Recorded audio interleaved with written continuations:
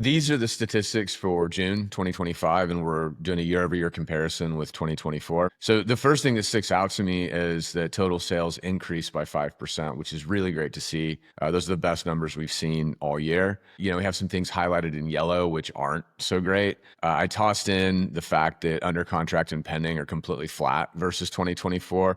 Past few months, we've seen a nice increase in pendings. And because they're flat now, we expect total sales to probably remain flat over the next month or so. Active listings increasing by 15.9%. That's nothing new. We've seen that trend all year, but it continues to add inventory to the market. And you can see that MOI is up to 5.4 months of MOI versus 4.4 last year. It's a 23% increase. That just shows you that there's a lot of options for buyers out there and that sellers need to be very aware that there is a lot of competition. Average median sold prices, relatively flat. We saw the biggest swing we see is average sold price up by 2%, median sold price per square foot down by 4.7%.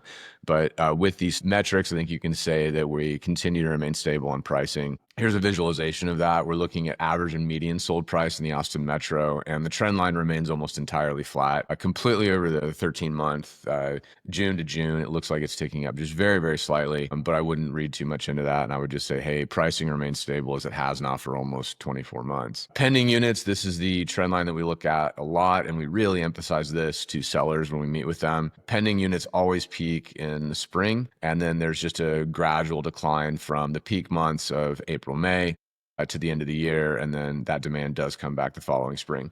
2025 is no different. We're trending almost exactly along with 2024, which also tracks along with the historical average. So we do expect the seasonal market to remain predictable, and we do expect to see demand just continue to decrease throughout the summer and into the fall and winter months. This shows you new listings. We had a pretty big uptick in new listings this year in the spring, and then now it's returning to normal, but this trend line also is relatively normal. And for the same reason that we see fewer properties go under contract in this late summer, fall, and winter, you'll see fewer properties listed as well.